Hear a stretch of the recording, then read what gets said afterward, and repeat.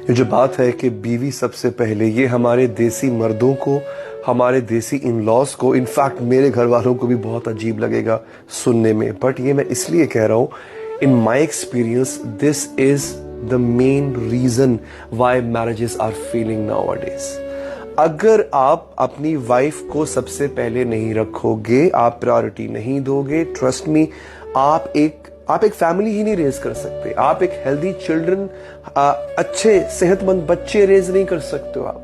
मैं ये नहीं कह रहा कि बाकियों को उनकी ड्यू रिस्पेक्ट, उनका और अपनी रिस्पॉन्सिबिलिटीज बाकियों के लिए वो पूरे नहीं करो आप, लेकिन जब हम कहते हैं ना कि बीवी को सबसे पहले रखो, उसकी वजह ये होती है she is your life partner. आप अपने बिजनेस पार्टनर को कभी इग्नोर करते हो क्या? जिसकी वजह से आपका बिजनेस चल रहा होता है, जिसने कैपिटल इन्वेस्ट किया होता है, या जो वर्किंग पार्टनर होता है जिसकी वजह से आपका बिजनेस चल रहा होता है, आप उस बिजनेस पार्टनर को इग्नोर नहीं करते हो। आप बाकी पूरे बिजनेस के स्टाफ में से उसको इंपॉर्टेंस देते हो ना। ये आपका लाइफ पार्टनर है। आपके पेरेंट्स हैं, उनकी इज्जत भी करो, उनको उनके ड्यू राइट्स भी दो, अपनी रिस्पॉन्सिबिलिटीज एज सन वो सब निभाओ। लेकिन आपकी बीवी सबसे पहले क्यों आएगी?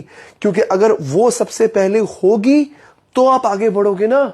देखो, जिसके साथ आपने पार्टनरशिप की है लाइफ की, अगर वो बैक बेंचेस पे बैठी हुई है तो अकेले पहिए के साथ तुम गाड़ी कितनी देर चला लोगे? तुम्हें दूसरा पहिया चाहिए होगा, तो एक पहिए को, साथ वाले पहिए को प्रायोरिटी देनी पड़ती है। It's common sense. There is no rocket science कि मैं यहां पे फिलॉसफी की बुक्स खोल के बैठ जाऊं। सो प्लीज, मैं हस्बैंड से रिक्वेस्ट करता हूं कि जो शादी की पहली रात ही कह देते हैं ना कि मेरी बात सुनो, गूगल उठाते ही मेरी बात सुनो, मेरे लिए और कुछ भी इंपॉर्टेंट नहीं है, मेरे लिए सिर्फ मेरे माँ बाप इंपॉर्टेंट है, तो वो क्या करने आई है वहां पे? उसको क्यों लेके आए हो इतना पैसा खर्च करके या उसका खर्च करवा के? Please come out of this.